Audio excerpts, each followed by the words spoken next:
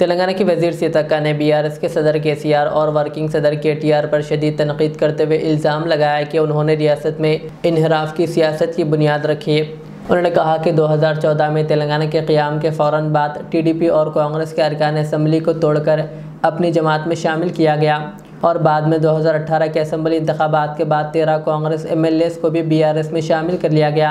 सीतक्का ने कहा कि तेलुगु देशम पार्टी के रुकन असम्बली तलसानी श्रीनिवास यादव और कांग्रेस की सबिता इंदिरा रेड्डी को भी बीआरएस हुकूमत में वजीर बनाया गया और वो अपनी असल जमातों से मुस्तफ़ी हुए बगैर। उन्होंने तंज करते हुए कहा कि आज बीआरएस अगर अपने अरकान के इन्हिराफ पर शोर मचा रही है तो ये सियासी मुनाफिकत के सिवा कुछ नहीं।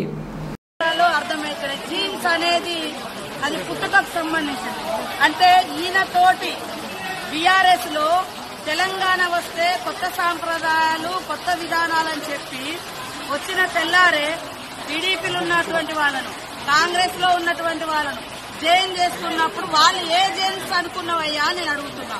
2018లో కూడా కాంగ్రెస్ పార్టీ నుంచి 13 మంది ఎమ్మెల్యేలను జైన్ చేసుకున్నావు।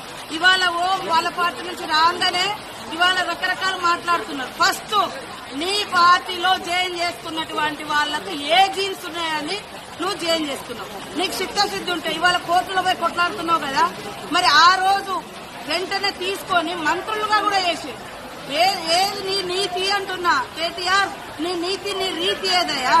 ఆ రోజు తలసాని శ్రీనివాస్ యాదవ్ ను సబితా ఇంద్రారెడ్డిని తీసుకొని ఎమ్మెల్యేలుగా తీసుకొని అదే గవర్నర్ దగ్గర తీసుకుపోయి అత్యంత నీచంగా హేయంగా నువ్వు మంత్రి పదవులు కూడా ఇచ్చి రాజ్యాంగాన్ని ఉల్లంఘించిన నువ్వు ఇవాళ రాజ్యాంగ ధర్మాసనం కాడికి పోయేటువంటి అర్హత నీకుందా? ఫస్ట్ ఇప్పటికైనా నేను సవాల్ చేస్తున్నా, మా పార్టీలోకి వచ్చినటువంటి ఎమ్మెల్యేలు నువ్వు అంటున్నావు కదా, దానికి పునాదిగా నువ్వు కొత్త రాష్ట్రంలో మొత్తం 2014లో 2018లో ఎవరున్నా కూడా పాపం సర్పంచులున్నా ఎంపీటీసీలున్నా జెడ్పీటీసీలున్నా ఎమ్మెల్యేలున్నా ఎంపీలున్నా అందరినీ భయపెట్టి బలవంతం చేసి రకరకాలుగా తీసుకొని అలాంటి మార్పిళ్లకు శ్రీకారం కొత్త తెలంగాణలో చుట్టింది నువ్వు। నీకు రాజ్యాంగం మీద గౌరవం ఉంది, ఇన్నో పోయారంటే మరి నీ పార్టీలో ఉన్న ఒక్కరిని కూడా ఎందుకు నువ్వు రాజీనామా చేసి మళ్ళీ ఎలక్షన్కు రాలే? ఇవాళ డిమాండ్ చేస్తా ఉన్నావు।